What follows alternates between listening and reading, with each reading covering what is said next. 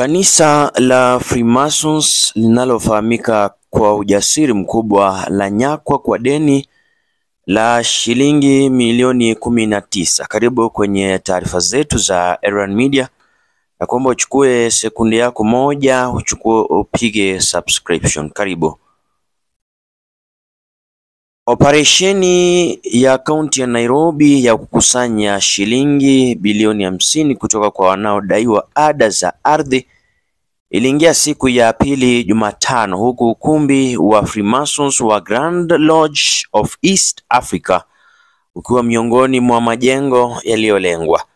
Operesheni hiyo iliyoongozwa na waziri wa afya wa kaunti Susana Silantoi alisema hivi: tuko hapa kukusanya ada zetu za ardhi kama sehemu ya juhudi pana kuhakikisha kwamba sote tunatii. Hii itahakikisha kwamba kama kaunti ya Nairobi tunaweza kutoa huduma, alisema Bi Silantoi. Aliandamana na afisa mkuu kutoka ofisi ya Gavana Johnson Sakaja, Bi Priscilla Mahinda, na afisa mkuu wa idara ya nyumba Bi Lydia Mathia pamoja na maafisa wengine. Kwa mujibu wa Bi Silantoi, kaunti ina takriban ploti 250,000 ambapo ni karibu 50,000 pekee ambazo zimekuwa zikilipiwa ada. Tunataka kuwa wa haki kwa wakazi wa Nairobi wote ili kila mtu alipe kwa huduma anazopokea. Si haki kwamba saluni kwenye soko zinalipa ushuru ili hali wamiliki wa majengo hawafanyi hivyo, aliongeza Bi Silantoi.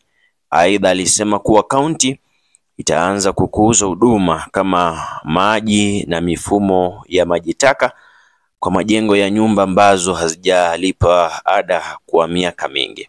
Wakati wa kuzindua operesheni hiyo Jumanne, afisa mkuu wa mapato Bwana Tyrus Njoroge alisema kwamba mwaka huu watakuwa wakali, wakiongeza kuwa kipindi cha msamaha kilipoziliwa na mamia ya wamiliki wa ardhi. Tumeanza shughuli yetu, tutafunga nyumba katika ploti nambari 209 inayodaiwa shilingi milioni 4.